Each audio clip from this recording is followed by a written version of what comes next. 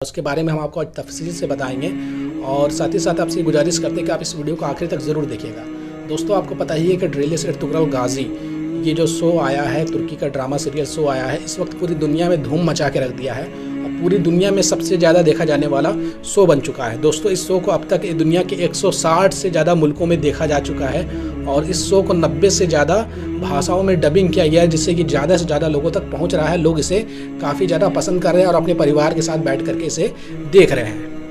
भारत में भी ये शो जो है यूट्यूब पर काफ़ी बड़ी तादाद में लोग इसे देख रहे हैं और इसे पसंद कर रहे हैं और ख़ास करके ये जो शो है नौजवानों में और बच्चों में काफ़ी ज़्यादा ये मशहूर हो रहा है।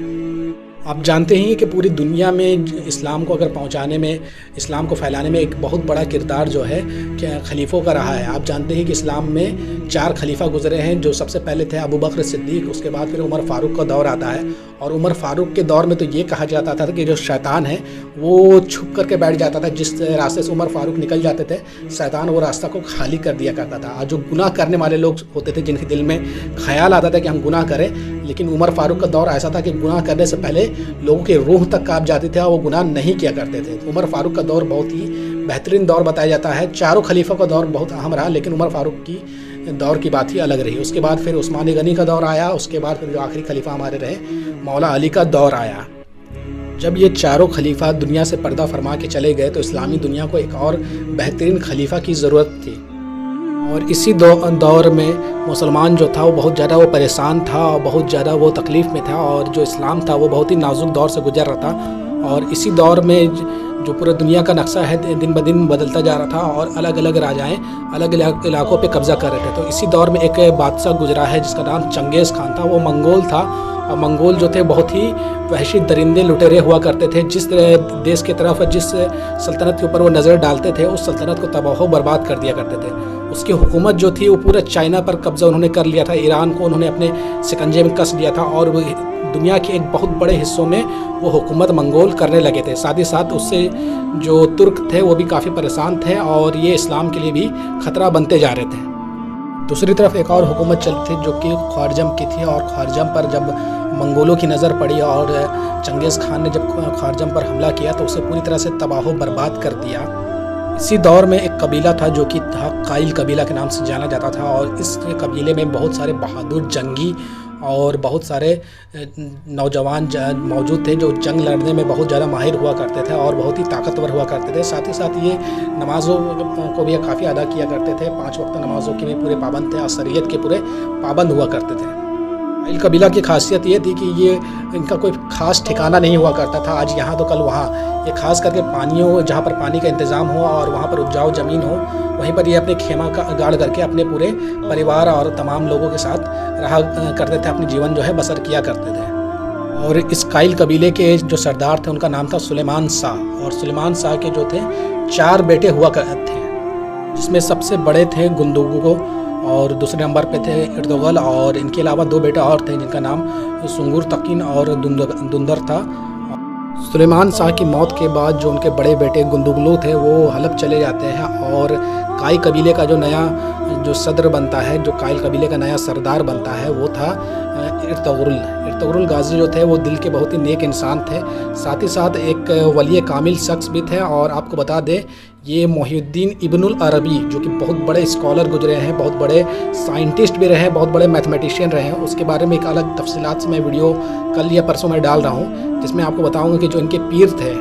मोहिउद्दीन इब्नुल अरबी, आपने अगर इस शो देखा होगा तो आपने देखा होगा कि एर्तुगरुल गाजी जब भी जंग करने जाते हैं या कोई बात उनको परेशान करती तो वो अपनी बातों को लेकर के मोहिउद्दीन इब्नुल अरबी जैसी शख्सियत के पास जाते हैं और जंग में जाने से पहले उनसे दुआ करवाते हैं। तो इससे नौजवानों को ये सीखना चाहिए कि आज के जो नौजवान है वो अपने उलमा से दूर है, दरगाहों से दूर है, दरगाहों में जो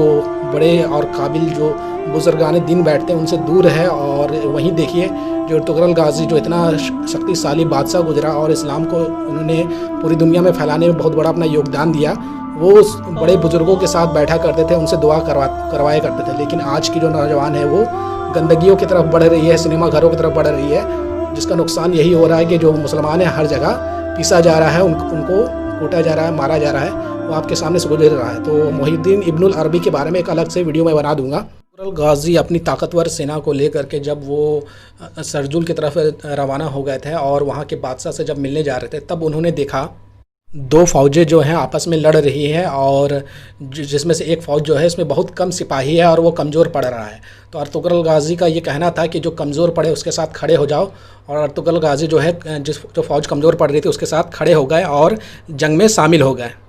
और जैसे ही अर्तुगरुल गाज़ी जो है जो कमज़ोर पड़ रही है फ़ौज उसके साथ खड़े होते हैं, तो वो फ़ौज अचानक से अपने सामने वाले पर भारी पड़ने लगती है और जो सामने वाली फ़ौज जो थी वो भागने को खड़ी हो जाती है। उसके बाद अर्तुगरुल गाज़ी जो है सल्जुक के सुल्तान अलाउद्दीन से मिलते हैं। सल्जुक के सुल्तान को दो फ़ौजों से काफ़ी उन्हें डर था। एक फ़ौज थी सलेबियों की और दूसरी फ़ौज थी वो मंगोलियों चंगेज़ खान की, जो कत्लो गारत मचाए हुए थे और मुसलमानों को तबाह बर्बाद किए हुए थे। और इसीलिए सुल्तान अलाउद्दीन को एक बहादुर शख्स की तलाश थी। और तो जैसे ही सुल्तान अलाउद्दीन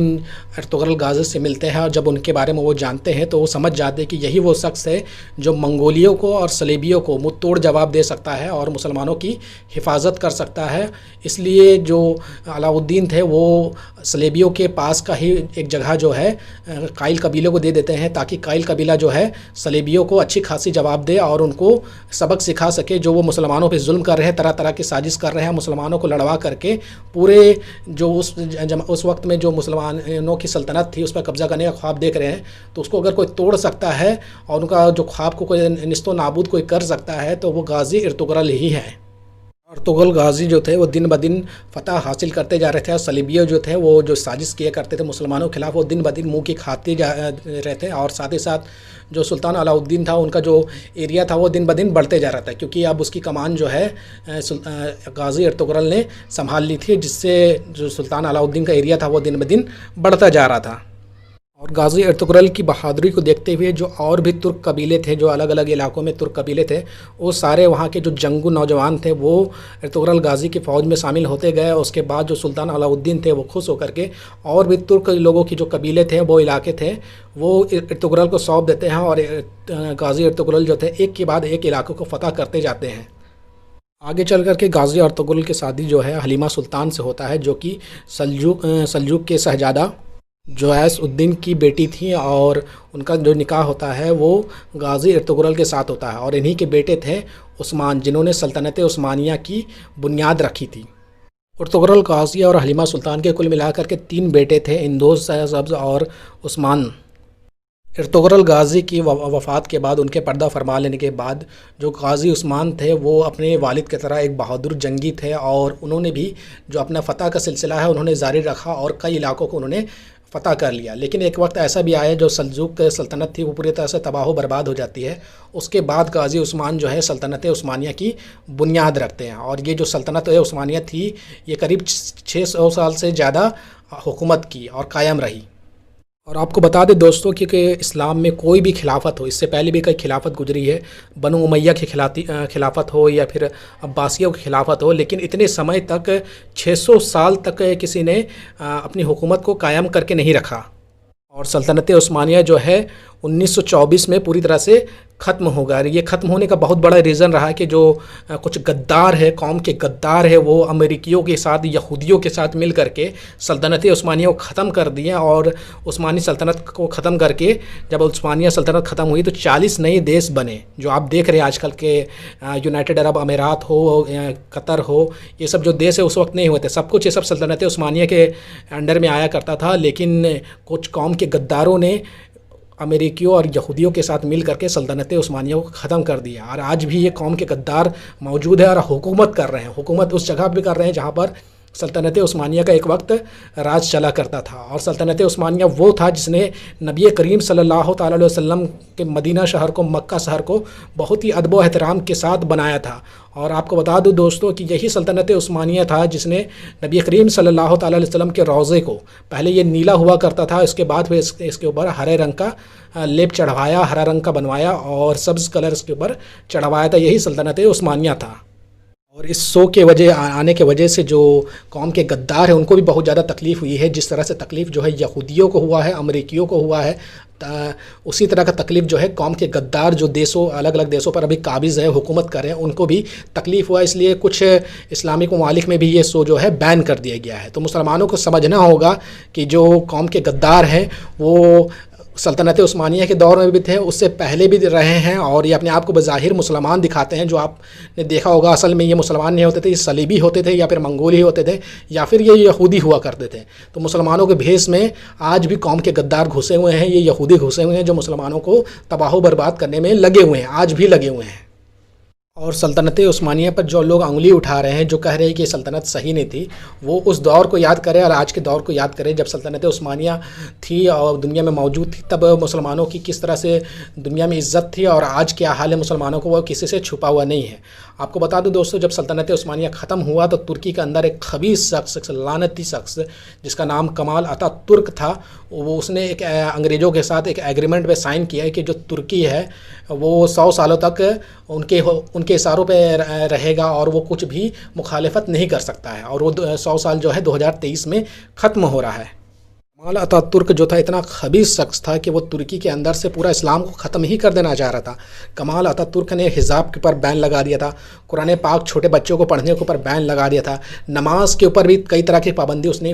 कोशिश किया था बंद करने का। और तारीख लिखने वालों ने तो यहाँ तक लिखा है जो कमाल अतातुर्क था वो असल में यहूदी था। कमाल अतातुर्क की मौत के बाद तैयब एर्दोगान जो है तुर्की के एक मजबूत नेता बन करके उभरे हैं, और तैयब एर्दोगान ने कमाल अतातुर्क के द्वारा लगाए गए प्रतिबंधों को उन्होंने ख़त्म कर दिया है। जो कमाल अतातुर्क ने हिजाब के ऊपर बैन लगाया था उसे भी ख़त्म कर दिया, और साथ ही साथ जो कमाल अतातुर्क ने बच्चों के कुरान पढ़ने के ऊपर जो एज मुकर्रर की थी उसे भी पूरी तरह से तैयब एर्दोगान ने ख़त्म कर दिया है। और आने वाले वक्त में ऐसा हो सकता है कि तैयब एर्दोगान हो या फिर तुर्की का कोई और नेता हो जो वापस से खिलाफत को कायम करेगा, वापस कायम करेगा। तो अंत में हम इतना ही कहना चाहेंगे कि ये फ़कत एक ड्रामा नहीं बल्कि ये एक शहर है जो मशहूर कर देता है, एक तिलिस्म है जो जकड़ लेता है। ये मगरिब के हर किलाए को पास कर देने वाला जाबाज सिपाही मगरिब पश्चिम देश जो है वो इससे इतना परेशान है। आप इसका अंदाज़ा इसी से लगा सकते हैं कि न्यूयॉर्क टाइम्स ने इस शो को तुर्की का सॉफ्ट एटम बम करार दिया है और कहा कि तैयब एर्दोगान इसके ज़रिए मुसलमान नौजवानों को वरगला रहे हैं और उन्हें अजीम इस्लामी सल्तनत के दिलकश ख्वाब दिखा रहे हैं। इसके ज़रिए ऐसा जज्बा पैदा किया जा रहा है जो अनकरीब क़यामत खेज़ तूफ़ान की सूरत में नामुदार होगा। दरअसल बात यह है कि इस ड्रामे के ज़रिए मुसलमानों की बुज़दली और एहसास कमतरी को ख़त्म किया जा रहा है और उन्हें अपनी तहज़ीब पर फ़ख्र करना सिखाया जा रहा है। सूफिया कराम, उलमाए कराम और बुज़ुर्गान दीन पीरों से ताल्लुक़ कायम करने के लिए उन्हें मोहिउद्दीन इब्नुल अरबी जैसी मशहूर और बहुत बड़े दानेश्वर, बहुत बड़े इल्म के फ़नकार के मजलिस दिखाई